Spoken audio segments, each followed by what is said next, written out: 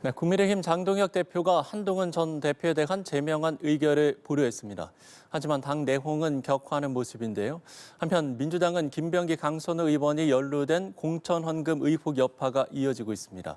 관련 내용을 포함한 정치권 이슈들 박원석, 이용호 전 의원과 자세히 짚어보겠습니다. 두 분 어서 오십시오. 십니까? 예.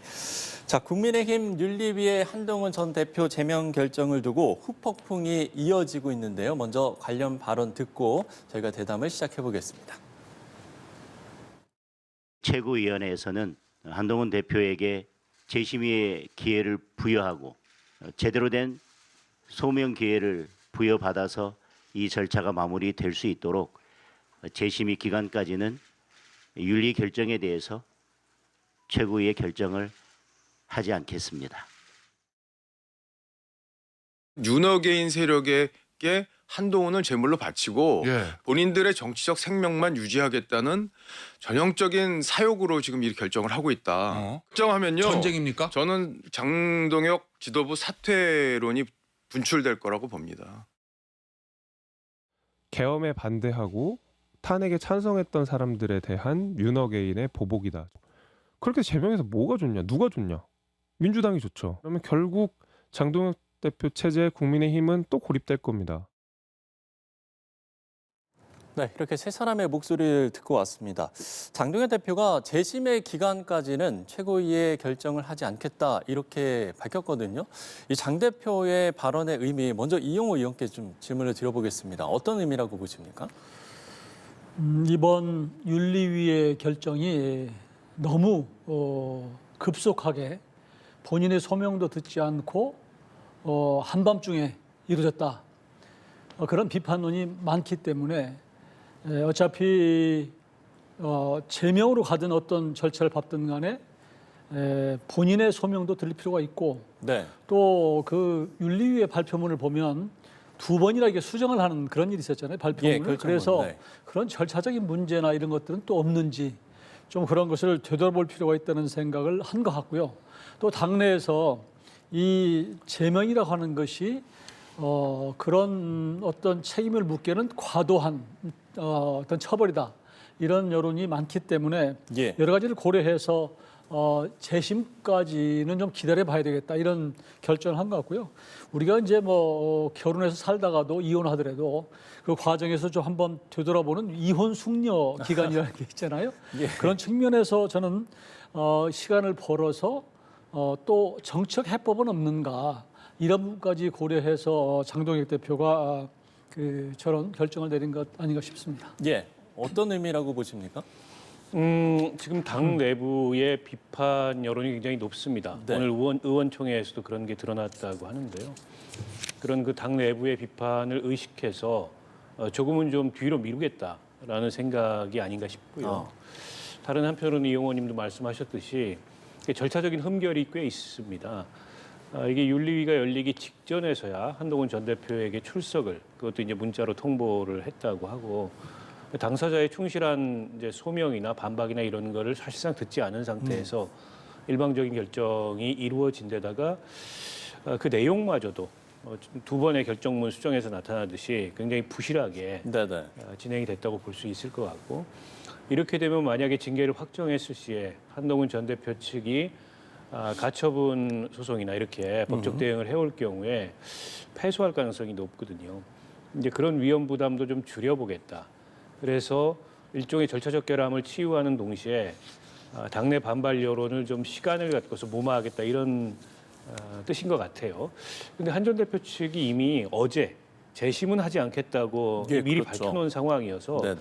사실 그렇게 의미 있는 제안은 아닙니다. 그러니까 본질적으로 이 징계가 근본적인 지금 문제가 있다는 게 국민의힘 내부에 여러 가지 이제 지적들이 나오고 있거든요.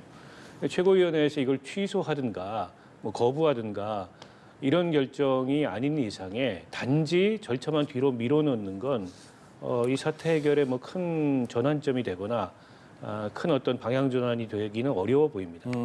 예. 지금 이제 당원 게시판 사건에 대해서 윤리위와 한동훈 전 대표의 입장을 보면 일단 윤리위는 뭐 보시는 것처럼 한동훈 전 대표가 직접 게시글을 작성했는지 수사로 밝혀져야 한다라고 이야기를 하고 있고 한동훈 전 대표는 직접 글 쓴 적 없고 이거 허위 조작이다. 이렇게 주장을 하고 있는 상황입니다.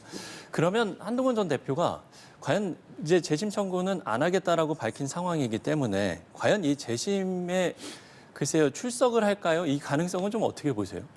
저는 이제 제명이라고 하는 게 그 일방적으로 느닷없이 나온 그런 과잉 징계이기 때문에 본인이 처음에 그런 감정을 섞어서 나는 윤리위를 믿지 않겠다. 그러니까 난 재심도 안 하겠다 이렇게 선언을 했지만 네. 그러나 장동혁 대표가 재심까지는 기다려보겠다고 하는 것도 정치적 제스처거든요. 그러니까 정치적 해법을 모색을 할 수 있다고 하는 그런 메시지를 조금은 보낸 것이기 때문에 한동훈 대표도 재심을 청구하는 게 저는 맞다고 봅니다. 네. 왜냐하면 이것을 윤리위는 내가 믿을 게 못 되고 구성 자체가 원천적으로 잘못됐고 문제가 있기 때문에 나는 이걸 인정할 수 없다. 이렇게 가는 것은 해법이 될 수가 없다. 이렇게 보는 것이고요.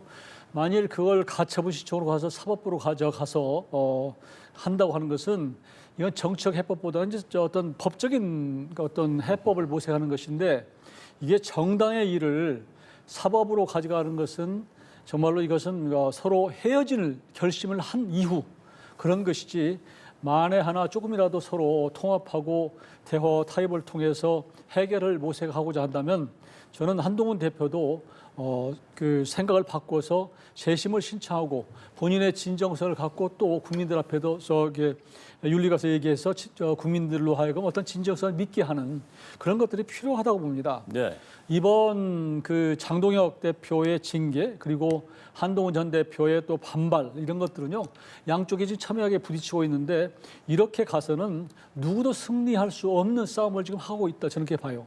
그러니까 예전에 이제 뭐 로마와 그리스 싸움을 할 때 그리스의 피로스 장군이라고 하는 사람이 로마를 상대로 해서 여러 번 승리를 했음에도 불구하고 나중에 너무 에너지를 소모하고 국력을 낭비하는 바람에 결국은 나라가 망하는 그래서 그걸 피로스의 승리다 이렇게 얘기하는데 장동혁 대표도 한동훈 대표를 잘라 본들 국민의힘의 지지 기반이 넓혀져서 지지도가 올라갈 거냐 저는 그렇게 보지 않고 마찬가지로 한동훈 전 대표가 사법부로 가져가서 이걸 뭐 인용을 받아내 본들 한동훈 대표의 힘이 실려서 한동훈 대표가 더 큰 정치인으로 거듭날 것이냐 저는 그렇게 안 봅니다. 그런 차원에서 어떻게든지 이 정당에서 벌어진 일이기 때문에 우리 정당의 이 당원들을 상대로 마음을 살 수 있는 정치인의 어떤 해법을 모색하는 게 맞다. 그렇게 보기 때문에 우선은 마음에 들지 않더라도 윤리위에 출석을 해서 출석을 하는 게 낫다. 본인의 입장을 밝히는 게 맞다고 봅니다. 예.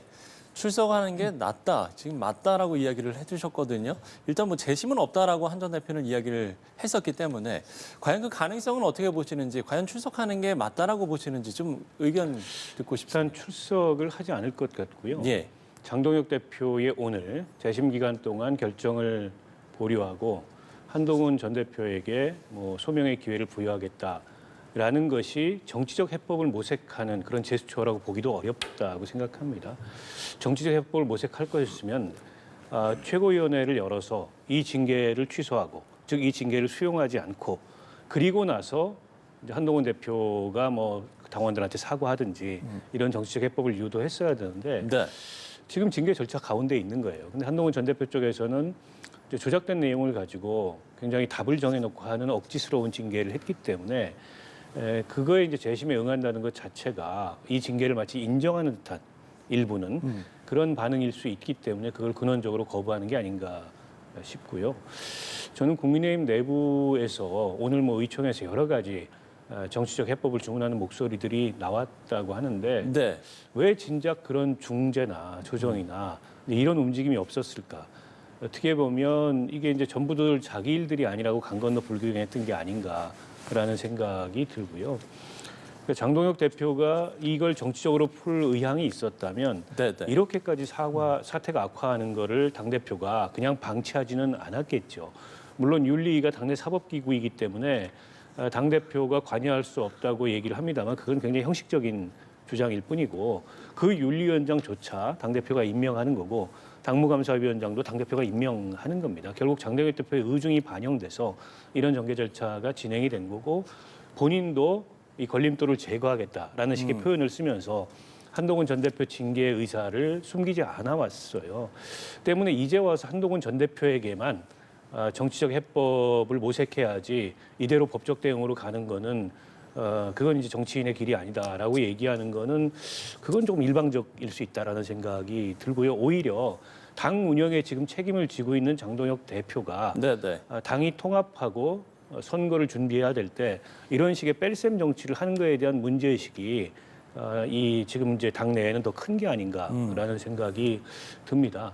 저는 물론 이제 정당 내에서 이런 류의 일들이 법정으로 가는 건 바람직하지 않죠.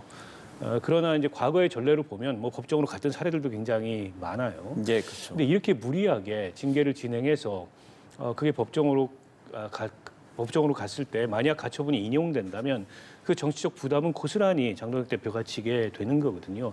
뭘 얻기 위해서 이런 무리한 징계를 강행하는지 모르겠고 설령 한동훈 전 대표의 가족이 그 글을 올렸다 하더라도 모든 징계나 처벌에는 비례성의 원칙이라는 게 있습니다. 그게 제명될 만한 사유냐. 게다가 저렇게 결정문을 고쳐가면서 한동훈 전 대표가 직접 작성하는 것은 수사를 통해서나 밝혀야 될 거다. 불확실하다. 이렇게까지 본인들 스스로 불확실성을 인정하면서 제명을 한다는 거는 글쎄요. 그 비례성 원칙에 비추어 봐도 맞지 않는 거 아니겠습니까? 그런 면에 비추어 봤을 때 저는 오히려 여기서 징계를 계속 강행해서 이게 법정까지 가게 된다면 부담이 더 큰 쪽은 장동혁 대표 쪽이지 않을까 싶습니다. 예. 그러니까 제명의 결정이 되고 가처분 신청이 인용되는 그 상황까지 가정을 해서 좀 전망을 해두셨는데 만약에 그러면 이제 제명의 결정이 된다면 그러면 이제 그 다음부터는 이제 법적 조치로 가게 되는 겁니까? 국민의힘의 미래는 어떻게 되는 건지 그 부분도 궁금한데요. 그렇게 해서 그 인용이 되거나 그러니까 가처분 신청이 인용이 되는 일이나 혹은 기각되는 일이나 둘 다 많은 거예요. 저는 그렇게 봐요. 그러니까 정당이 이 사법부로 가지고 가서 누가 승리를 해본들 결과적으로 당에 그렇게 도움은 안 된다라는 생각이 들기 때문에 지금은 이제 사실 감정의 골이 장동혁 대표 측과 그다음에 한동훈 전 대표 측의 감정의 골이 너무 깊어졌어요. 근데 깊어진 이유가 제가 이게 밖에서 보는 것으로 보면 두 사람의 감정도 있지만 그러나 그 주위에 있는 사람들의 감정을 더 부추긴 측면이 굉장히 큽니다. 왜냐하면 지금 그 한동훈 전 대표 측도 몇몇 사람들이 집요하게 그 장동혁 대표에 대해서 SNS 이런 걸 통해서 사실 공격하고 조롱하는 일이 매일 있다시피 했고 또 마찬가지로 그걸 받아서 또 장동혁 대표 측의 주변 인사들 몇 사람들이 또 거기에 또 상대적으로 한동훈 대표나 주변 사람들을 조롱하고 또 공격하는 일이 지금 매일 벌어지고 있기 때문에 우선은 저는 이 정치적 해법을 모색하려면 장 대표도 마찬가지고 한동훈 전 대표도 마찬가지고 주변 사람들이 더 이상 SNS를 통해서 대리전을 치르는 것을 하지 말라라고 저는 좀 멈출 것을 지시했으면 좋겠어요. 그리고 나서 지금 저 당에서도 어차피 이 정치적 해법을 모색하라고 하는 요구가 큰 거 아닙니까? 이런 분위기 속에서 정치적 해법을 모색하라고 요구하는데 누가 그것을 예를 들어서 지금 저기 중진들도 그렇고 대부분 요구가 한동훈 대표가 조금 우선 좀 사과를 해라 단계 문제에 관해서는 그리고 그걸 받아서 모양새 갖춰서 또 장동혁 대표는 그러면 징계 문제에 대해서 유보를 하거나 다른 방법을 찾자 이렇게 지금 요구를 하고 있는데 먼저 지금 해야 될 것은 거기를 나는 저기 정책 해법을 모색 안 해. 그리고 거부하고 가처분 신청을 하고 이렇게 되면 그러면 한동훈 대표도 정책 모색을 않는 거 아닙니까? 해법을. 그래서 저는 이런 중진들의 생각 또 소장파들의 의원들의 생각을 좀 깊이 경청을 하고 어차피 지금 싸우는 것이 두 사람의 자존심 문제뿐만 아니라 어차피 당을 생각하고 또 당이 잘 돼야지 대한민국이 잘 된다고 하는 그런 정치적인 이유로 싸우는 것이기 때문에 개인적인 감정들은 좀 낮춰놓고 그리고 정치라고 하는 게 늘 보면 본인이 지는 것 같지만 국민들의 마음속에는 오히려 더 큰 정치인으로 보이는 지고도 이기는 방법을 택하는 게 좋다. 사과하는 거 그거 어렵지 않습니다. 저는 윤석열 대통령도 마찬가지고 지금 한동훈 대표도 마찬가지고 사과에 굉장히 인색해요. 검사 출신들이 그렇더라고요. 이거 과감하게 버리고요. 사과 많이 한다고 전혀 자존심 상하는 게 아닙니다. 그러면 오히려 커 보이는 거예요. 사과하고 하는 것이 자신감이 있기 때문에 그렇다. 또 어디에 더 완벽한 사람이 어디 있습니까? 그러니까 정치인도 나도 결함이 있는 것이고 상대도 결함이 있는 것인데 먼저 인정하는 모습이 커 보이는 거다. 그런 차원에서 저는 중진들이나 이 당에서 좀 어떻게든지 정치적 해법을 모색하는 사람들의 어떤 의견을 잘 들어서라도 들어라. 예, 좀 먼저 사과하고 해법을 모색하는 게 좀 좋다고 봅니다. 네, 진심 어린 제언인 것 같습니다. 자, 이런 가운데 이제 극우 성향의 유튜버죠. 고성국 씨가 자신의 유튜브 채널을 통해서 한동훈 전 대표 다음은 오세훈 서울시장이라고 주장을 했습니다. 그러니까 이제 윤 전 대통령과 장동혁 대표를 비판한 오세훈 서울시장도 몰아내야 한다라는 건데 이 발언은 좀 어떻게 들으셨어요? 그러니까 윤석열 전 대통령을 탄핵하고 또 계엄에 반대했던 당내 세력을 당에서 축출하겠다. 이게 망상에 가까울지언정 윤호개인 세력의 그런 계획이고 의지인 거죠. 그런 의지나 계획을 장동혁 대표가 일정 부분 수행하고 있는 면이 있다고 생각하고요. 예. 윤 전 대통령이 사형 구형을 받던 날 심야에 새벽에 갑자기 징계 결정이 내려졌어요.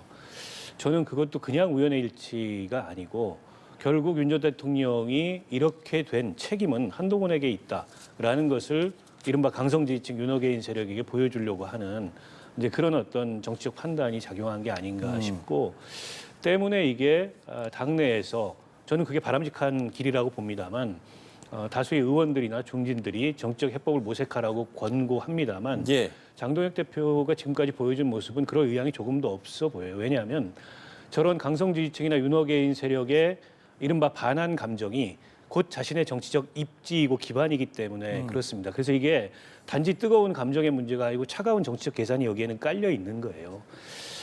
때문에 그렇게 쉽게 저 징계를 포기하거나 혹은 이제 당내 여러 그 목소리들을 수용할 가능성이 전 낮다고 봅니다. 뒤집어 보면 한동훈 전 대표 입장에서는 설령 사과를 한다 한들 이 문제가 해소가 될까? 저는 뭐 쉽지 않다 이런 판단도 동시에 깔려 있다고 보고 근원적으로 이게 이제 윤호개인 세력들의 복수다라는 어떤 측면이 있기 때문에 한동훈 전 대표도 쉽게 받아들이기 어려운 이제 그런 그 문제 성격이 있는 게 아닌가 싶고요. 어불성설이죠. 지금 오세훈 시장 쫓아내면 선거 치르지 말자는 얘기지 않습니까? 저런 분들은 국민의힘이라는 정당에 도움이 안 되는데 저 고성수 씨가 입당을 했습니다. 그것도 그냥 자의에 의한 입당이라고 합니다만 그게 어떻게 자의에 의한 입당이겠어요? 저분이 갖고 있는 영향력이나 이른바 그런 이제 윤호개인 세력 내에서의 위상으로 봤을 때 그래서 저는 장동혁 대표가 저런 그 고성국 씨와 같은 이른바 윤호개인 세력들과 정치적 제휴를 한 것이라고 보고 그거는 이제 뭐 한동훈 더 나아가서는 뭐 친한계 같은 당내에서 공존하기 어렵다 이런 정치적 판단의 산물이라고 생각해요. 네. 근데 이제 저런 분들이 사실은 너무 선을 넘는 발언을 하는 거죠. 지금 좌당의 서울시장 후보를 저렇게 흔들어 가지고 오히려 해당 행위를 하는 거 아니겠습니까? 저런 분들이 국민의힘 내에 있는 게 전혀 도움이 안 되고 오히려 저런 분들을 당 밖으로 내보내야 국민의힘이 윤석열 전 대통령과 선을 긋고 이 합리적 보수 세력으로서 거듭날 수 있는 최소한의 조건이 만들어진다 이렇게 생각합니다. 예. 짧게 듣겠습니다. 네, 그 유튜버들이 언제부터 정치에 저렇게 영향력을 행사하고 관여를 했는지 참 답답해요. 왜냐하면 그 정치인들은 언제든지 본인의 언행에 대해서 책임을 집니다. 선거라는 걸 통해서 심판을 받거든요. 근데 유튜버는 전혀 책임을 안 져요. 오히려 자극적인 발언을 통해서 수입을 올리고 또 어떤 그 강성, 그러니까 팬덤들을 끌고 다니면서 본인의 수입을 올리는 이런 일을 하는 것이기 때문에 이분들의 지향점과 책임 있는 정치를 하는 우리 정치인들과는 전혀 결이 같을 수가 없는 것인데도 불구하고 예. 왜 결국은 국민들을 상대로 그 사람들을 활용해서 정치를 하겠다고 하는 얄팍한 생각을 하는 것 자체가 문제가 있다고 생각합니다. 그래서 유튜버가 뭐라고 하든 간에 본인의 어떤 국민을 향한 그 어떤 정치적인 신념이나 소신이나 양심이 분명하다면 저렇게 휘둘리지 않을 텐데 오세훈 시장이 우리 당이 얼마나 큰 정치적 자산입니까? 이런 분을 뭐 다음에 무슨 대상이라 이렇게 얘기하는 것은 정말 말도 안 되는 것이고요. 정말 요즘에 그 당의 젊은 정치인 당직자들이 정말 위아래 없이 그냥 내부 총질이 아니라 뭐 총기를 난사하듯이 막 이게 하는 것은 정말로 제가 보기에는 이건 있을 수 없는 일이에요. 당 예. 고문들을 향해서도 특히 거북한 얘기를 하고 그러던데 이런 거에 대해서는요 수신제가 하듯이 당도 위계나 이런 기강을 확실히 잡을 필요가 있는 겁니다. 이런 차원에서 좀 필요하다고 생각하고요. 또 한 가지 첨언하자면 지금 이 한동훈 전 대표하고 지금 당의 주류하고 굉장히 갈등이 있지만 원래 한동훈 전 대표를 비대위원장으로 모시고 온 분들이 지금 있는 주류들이에요. 그러니까 좀 이런 것들을 과거도 좀 1년 전도 생각을 해서 어떻게든지 좀 통합하고자 하는 노력들 이런 것들이 필요한 시점이라고 생각합니다. 예. 자, 국민의힘 상황을 좀 짚어봤고요. 이번에 이제 국회 상황을 짚어볼 텐데 국회에서 새해 첫 본회의가 열리고 있는데 민주당이 2차 종합특검법 처리를 강행하자 국민의힘이 필리버스터로 맞서고 있는 상황입니다. 이 국회 상황은 어떻게 보고 계십니까? 글쎄요, 그 민주당 내에서 2차 종합특검법을 강행하는 상황인데요. 네. 근데 이제 특검이라는 거는 기한과 그다음에 수사 역량의 동원이 제한돼 있는 그런 특별한 수사기구입니다. 때문에 1차 특검에서 다 못다한 수사는 국가수사본부로 이관해서 안정적으로 수사를 하는 게 기한의 제한 없이 이제 수사 역량의 제한 없이 더 바람직하지 않았나 싶습니다. 네. 그런데 이제 여권 지지층 내의 요구가 워낙 강하다 보니까 이게 이제 2차 특검을 법을 통해서 연장을 하겠다고 하는데 과연 얼마나 만족할 만한 결과가 나올까 조금 의심이 드는 대목이 있고요. 게다가 특검의 주된 파견 인력이 검찰입니다. 근데 이제 검찰청은 지금 이제 올 가을이면 없어지게 돼 있고 검찰 내부가 굉장히 뒤숭숭한 상황이에요. 그래서 특검에 파견 나온다 하더라도 그 수사를 정말 성과 있게 할 수 있을까 이런 점도 의심이 돼요. 그렇다면 이제 경찰 파견 인력에 의존해야 될 텐데 그거는 국수본이 수사하는 거랑 다를 바가 없거든요. 네, 예. 그래서 만약 시한에 쫓겨서 특히 이제 김건희 특검 같은 경우에는 원래도 가지수가 많았고 수사하다 보니까는 새로운 사실들이 자꾸 등장을 해서 수사 범위가 점점 넓어졌는데 이걸 또 제한된 기간 내에 만족할 만한 성과가 안 나오면 그러면 또 3차 특검을 할 거냐. 근데 이런 논란이 벌어질 가능성이 있거든요. 근데 이제 특검이라는 거는 좀 제한된 기간 내에 집중적으로 해서 거기서 이제 성과를 낼 건 내고 나머지 미진한 게 있다면 그건 이제 통상의 수사기구로 가져가서 수사하는 게 바람직한데 이렇게 무슨 이슈만 있으면 특검으로 가져가는 게 네. 과연 이게 정상적인 체계인가라는 측면에서 조금은 좀 여당의 판단이 아쉬운 점이 있습니다. 예. 개혁신당 천하람 원내대표가 첫 반대 토론 주자로도 나서잖아요. 지금의 국회 상황들 어떻게 보고 계십니까? 지금 2차 종합특검에 대해서는 국민의힘과 개혁신당이 확실하게 공조를 하는 그런 모습이고요. 네. 그것이 이제 천하람 원내대표가 첫 그 필리버스터 주자로 나선 것 자체가 그런 정책 메시지를 보여주는 것 같습니다. 그런데 특검이 이제 1차가 끝나고 다시 종합특검을 하겠다고 하는 법안을 지금 내놓고 있는 것인데요. 지금 엊그저께 내란 특검에서 윤석열 전 대통령을 사형 구형하지 않았습니까? 사형까지 구형했는데 뭘 또 더 턴다는 것인지 상식적으로 제가 이해가 안 되는 것이요. 지금 1차 세계 특검을 가지고 정말로 파헤칠 만큼 파헤쳤다라고 하는 것이 저희 생각이고요. 지금 그 이재명 정부의 국민통합위원장인 이석연 위원장 같은 경우도 오죽하면은 그렇게 말씀을 했어요. 2차 종합특검은 정치 보복으로 비칠 가능성이 높다라고 얘기했습니다. 사실은 이분이야말로 호남 출신이고요. 예. 국민통합위원장 하는 분도 걱정이 돼서 이 얘기를 한 것 같은데 결국은 그러니까 국민의힘에서 볼 때는 이게 정치 보복이냐 아니면 정치 보복도 아니면 이걸 끌고 가서 이번 지방선거 때까지 정치적으로 활용하기 위한 것이냐 이렇게 보는 거예요. 그래서 지금 하는 것은 정말로 큰 예산을 써가면서 하는 것은 본인 원래 어떤 실체적 진실을 밝히기보다는 이 특검 정부를 끌고 가서 정치적 이득을 보겠다고 하는 것이고요.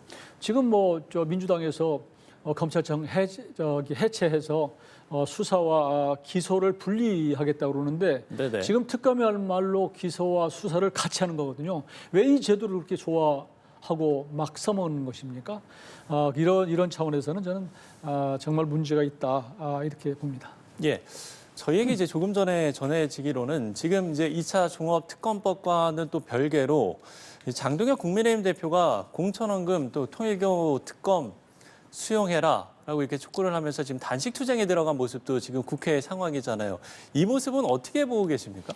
아니 저는 이것도 마찬가지라고 봅니다. 예. 지금 수사가 진행 중입니다. 두 사안 다. 수사를 좀 지켜볼 필요가 있는데 야당은 또 야당 나름대로 이걸 가지고 이제 정치 공세를 취하고 있는 거라고 보고요. 예. 통일교 같은 경우에는 대통령도 어쨌든 발본색원을 말씀을 하셨고 여당에서도 특검을 무작정 거부한 건 아닙니다. 하지만 이제 신천지나 통일교나 이런 이제 종교가 비정상적으로 정치에 개입하는 것 전반을 한번 들여다보자. 이렇게 이제 역제안을 하는 건데 신천지에 대해서는 또 한사코 국민의힘에서 거부를 하고 있기 때문에 이게 접점이 안 생기는 것 같아요. 저는 통일교 특검 같은 경우에는 여야가 조금만 더 마주 앉아서 얘기를 하면 네. 접점을 찾을 수 있을 것 같고 지금 공천원금 문제는 이제 막 수사가 시작이 돼서 강제 수사에 속도를 붙이고 있는데 네. 어느 정도 수사 결과를 지켜봐야지 미리 예단을 가지고서 저 수사는 공정하지 않고 저 수사는 뭐 실체적 진실을 못 밝힐 거다 이렇게 단정을 하고 특검을 주장하는 것도 제가 보기에는 뭐 야당으로서 정치 공세를 취하는 거라고 이해는 됩니다만 그다지 바람직한 거라고는 생각하지 않고요. 이러면은 모든 그 정치적 쟁점이 되는 수사는 다 특검으로 가야 돼요. 여당은 여당대로 그게 유리하면 이제 특검을 주장하고 야당은 야당대로 본인들이 이제 소수파로서 이제 경찰을 못 믿겠다. 혹은 검찰을 못 믿겠다. 이러면 특검으로 가자 그러고. 그러면 1년 365일 대한민국 정치는 특검 정국이 되게 되는데 이게 과연 정상적이냐라는 문제의식을 저는 마찬가지로 야당도 가질 필요가 있다 이렇게 생각합니다.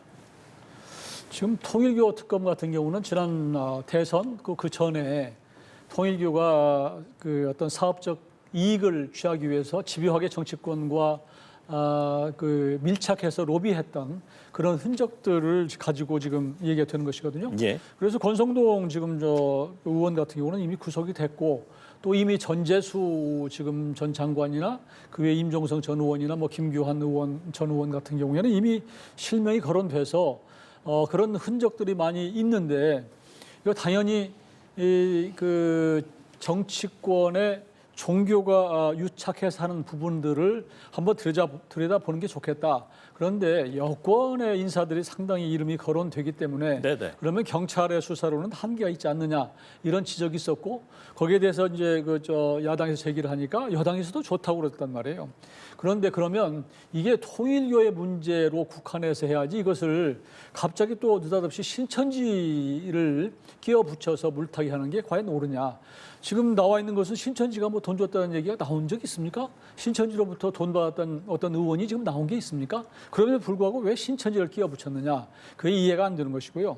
그런 식으로 종교 전반에 대해서 들여다볼 것 같으면 원불교도 들여다보고 그다음에 천주교도 들여다보고 불교도 들여다보고 개신교도 다 들여다보고 모든 종교에 대해서 그러면 그동안의 정치권과 어떤 서로 주고받음이 있는지를 한번 다 해봐야 될 거 아닙니까? 이런 민주당의 논리라면. 그래서 그렇기 때문에 이건 신천지를 하자고 끼워붙이는 것은 사실 신천지가 종교계에서는 이단이라고 하는 것에서 제가 신천지를 옹호하려는 생각이 전혀 없습니다만 그러나 이걸 어떤 그 주제를 논할 때는 다른 것을 갖고 와가지고 이것을 물타기 하고 주제를 흐트리는 이런 것들은 정략적으로 보일 수밖에 없다. 그래서 우선은 통일교로 한정을 하고 그리고 이제 추천하는 특검의 주체도 좀 제3 양쪽 정당이 아닌 제3기관에서 할 수 있도록 해서 하루 더 빨리 하는 게 중요하다.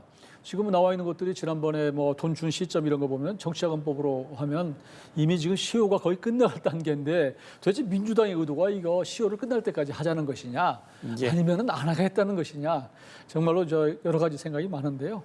저는 좀 적어도 민주당이 이런 거에 대해서는 국민적 의혹을 해소한다는 차원에서 좀 서둘러서 하는 것이 좋지 않나 싶습니다. 예, 알겠습니다. 자, 끝으로 공천원금 의혹 관련해서 좀 짧게만 좀 짚어봤으면 좋겠는데 지금 이 1억 수수를 두고 엇갈린 진술들이 나오고 있습니다. 김경시 의원 같은 경우는 이제 직접 강선우 의원에게 1억 원을 전달했다, 그 자리에 있었다라고 이야기를 하고 있고 강선우 의원은 보좌관에게 이 보고를 받았다. 그러니까 이제 직접 받은 건 아니다라고 지금 이야기를 하고 있고 또 보좌관도 또 받은 적이 없다라고 하고 있는 상황입니다. 이 상황 어떻게 보고 계세요? 근데 이런 그 불법 정치자금이나 뇌물 같은 경우에는 물증이 별로 남아있지 않기 때문에 결국 공여자와 그 돈을 받은 쪽의 진술이 되게 중요한데요. 예. 누구 진술이 더 신빙성이 있어 보이느냐, 누구 진술이 더 일관되고 구체적이냐, 이제 이런 걸 보게 돼 있습니다. 근데 지금 김경 그 시의원 같은 경우에는 1억 원을 줬고 그 주는 자리에 강선 의원이 있었고 강선 의원이 직접 받았다 이렇게 자수서를 냈다고 해요. 근데 저 경우에 공여자도 처벌을 받습니다. 강선 의원만 처벌을 받는 게 아니고 물론 돈을 받은 이 돈을 수수한 쪽이 더 처벌을 강하게 받습니다만 네. 그러면 김경시 의원은 처벌을 감수하고 본인이 사실을 말한다 이게 주장을 하고 있어요. 근데 강선 의원은 뭐 본인은 모르는 일이고 어쨌든 보좌관이 받았다가 바로 돌려줬다 이렇게 입장을 표명한 이후 그것도 한참 전에 입장 표명한 이후에 지금 아무 얘기가 없는데 조만간 소환이 되겠죠. 그러나 지금까지 상황이 전개되는 것으로 보면 강선 의원의 주장은 좀 믿기가 어려워요. 공천과 관련돼서도 본인은 아무런 역할을 하지 않았다고 했습니다만 사실 마지막 공심위 회의에 가서 김경시 의원을 공천해야 된다고 주장하는 게 밝혀져서 당에서 제명당한 거 아니겠습니까? 미루어 짐작할 때 저는 이 1억 원 그 주고받은 사실과 관련돼서도 그동안의 강선 의원의 태도는 좀 신뢰하기 어려운 태도가 아닌가 싶고 처벌을 감수하면서 직접 돈을 줬다라고 얘기하고 있는 김경시 의원의 얘기가 사실일 가능성이 높지 않을까 그렇게 생각합니다. 예, 일단 강선호 의원은 오늘 20일에 이제 소환 조사가 이루어질 예정이라고 좀 전해지고 있고 경찰의 수사도 이제 본격화하는 모양새인데 지금 이제 진술이 좀 엇갈리고 있는 부분들, 이 수사의 모습들 어떻게 보고 계신지 끝으로 좀 짧게 듣겠습니다. 네, 우선은 경찰이 이 사건에 관해서 수사의 초보적인 것도 지키지 않아서 국민들로부터 신뢰를 잃었습니다. 예. 우선은 김경 시의원이 출국 금지를 하지 않는 바람에 라스베가스에 가가지고 뭐 사진을 찍고 뭐 이런 뭐 엄지척한 이런 일까지 벌어지고 그랬는데요. 그 사이에 증거인멸이 상당히 됐고 입맞추기가 된 거 아닌가라는 생각이 들고 외국에 있으면서 자술서를 냈다고 하는데 그걸 뭐 팩스로 냈는지 어쩐지 모르지만 어느 정도 입맞춤이 돼서 본인이 가장 피해를 줄일 수 있는 방법이 뭔가 라고 아마 변호인들하고 상의를 해서 준 것으로 하고 다시 받은 것으로 하자라고 낸 것이 아닌가 싶어요. 그럼에도 불구하고 지금 강선 의원 같은 경우는 본인은 안 받고 보좌관이 보고관을 하고 있었다 이렇게 얘기를 녹취록에서 나와 있는데 이 지금 김경 시의원 같은 경우는 이미 세 사람이 보좌관이 있었을 때 냈다, 줬다라는 것이거든요. 이 부분에 대해서는 어차피 준 사람의 진술서에 오히려 신빙성이 있어 보이고 다만 되돌려 받은 거에 대한 얘기는 아직 안 나와요. 어디서 되돌려 받았는지. 그렇기 때문에 되돌려 받았는지 여부가 불분명하다. 저렇게 보는 것이고요. 네. 그럼에도 불구하고 되돌려 받았다고 얘기하는 것은 하여튼 본인의 어떤 처벌을 최소화하고 싶고 또 한 가지는 이거 예를 들어서 계좌 추적을 하거나 이걸 확대하다 보면 또 다른 별건이 나올 가능성이 저는 있다고 봅니다. 왜냐하면 지금 김경시 의원 같은 경우는 강서에 의원을 하다가 지금 예를 들어서 영등포 구청장으로 지금 뭐 얘기가 나오고 있기 때문에 여러 가지가 있을 수 있어서 지금 최소한도로 경찰이 축소 수사를 하고 있는 것이 아닌가 그런 의심이 들 정도로 의혹이 많습니다. 예, 알겠습니다. 정치권 이슈들 박원석, 이용호 전 의원과 짚어봤습니다. 두 분 오늘 말씀 고맙습니다.